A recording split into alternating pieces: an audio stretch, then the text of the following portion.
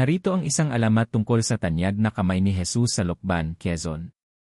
Bagamat ito ay isang modernong pukdalanginan, ang kwentong ito ay hango sa diwa ng pananampalataya at kagandahan ng kalikasan sa paanan ng bundok Banahaw.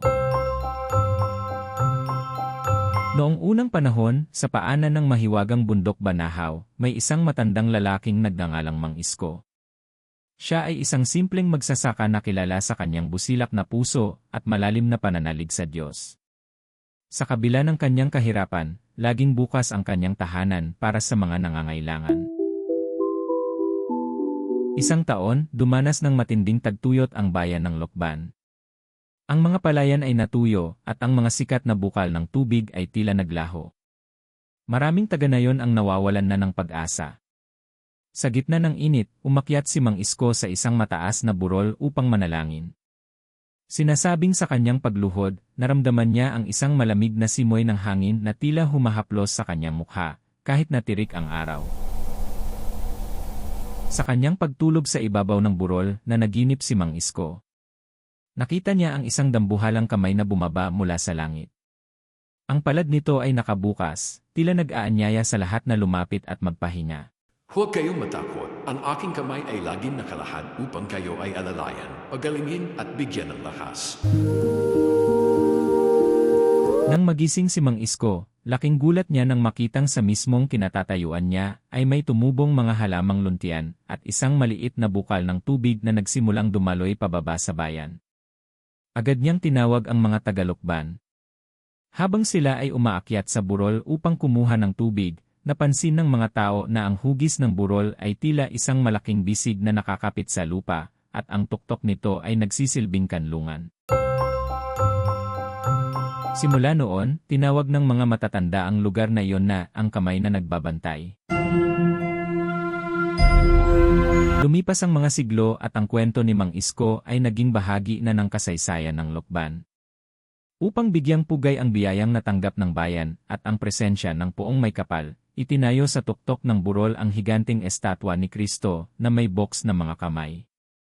Sa kasalukuyan, ang kamay ni Jesus ay hindi lamang isang sikat na pasyalan. Ito ay simbolo ng pag-asa para sa mga may sakit.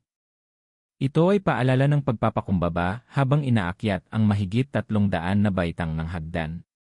Ito ay tanda na sa kabila ng anumang hirap, may isang tikamay na laging handang sumalo sa atin. Makalipas ang maraming taon, nang ang burol ay ganap na ring naging isang banal na dambana, dumating ang isang pagsubok na hindi malilimutan ng mga taga-Lokban. Isang dambuhalang bagyo, na may hanging napakalakas at ulan na tila walang katapusan, ang humagupit sa buong lalawigan ng Quezon. Sa gitna ng kadiliman, narinig ang pagguho ng mga lupa mula sa bundok Banahaw. Ang mga ilog ay umapaw, at ang malalakas na hangin ay tila gustong tangayin ang bawat bahay sa bayan.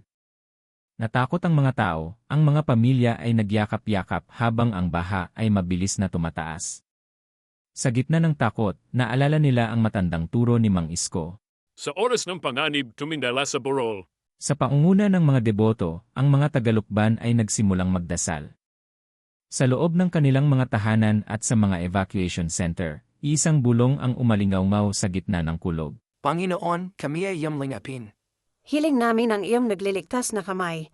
Sinasabing sa rurok ng bagyo, isang kakatuwang liwanag ang bumalot sa estatwa ng kamay ni Jesus. Habang ang ibang bahagi ng kabundukan ay nagkaroon ng malalaking landslide, ang burol kung saan nakatayo ang dambana ay nanatiling matatag at hindi natinag. Ayon sa mga nakasaksi, nang tila lalamunin na ng malaking baha ang kabayanan, ang daloy ng tubig at putik mula sa bundok ay biglang nahati sa dalawa pagdating sa paanan ng burol. Tila may isang di nakikitang harang na pumigil sa sakuna upang hindi nito direktang masagasaan ang puso ng bayan. Nang tumila ang ulan at sumikat ang araw, laking gulat ng lahat. Ang estatwa ni Jesus ay nanatiling nakatayo nang walang kahit isang galos. Ang mga taong sumilong sa paligid ng dambana ay ligtas at walang nasaktan. Ang bayan ng Lokban ay mabilis na nakabangon dahil ang kanilang mga pangunahing kabuhayan ay hindi tuluyang nawasak. Naniniwala ang mga taga-Quezon na hanggat may pusong marunong tumawag sa Diyos, ang kamay na ito ay mananatiling nakalahad upang harangan ang anumang unos na darating sa kanilang buhay. Hindi nagtagal matapos ang malakas na bagyo, isang bagong pagsubok ang dumating sa bayan ng Lokban. Isang mahiwagang sakit ang kumalat sa mga kabahayan. Ang mga tao ay dinapuan ng lagnat na hindi humuhupa, at ang kanilang mga katawan ay nanghihina ng walang paliwanag. Mabilis na napuno ang mga lokal na ospital. Ang mga doktor at nurse ay ginawa ang lahat ng kanilang makakaya, gumamit ng mga makabagong gamot at kagamitan, ngunit tila walang bisa ang anumang lunas.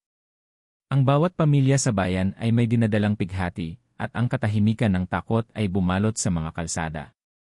Sa gitna ng kawalan ng katiyakan, muling naalala ng mga tao ang dambana sa burol.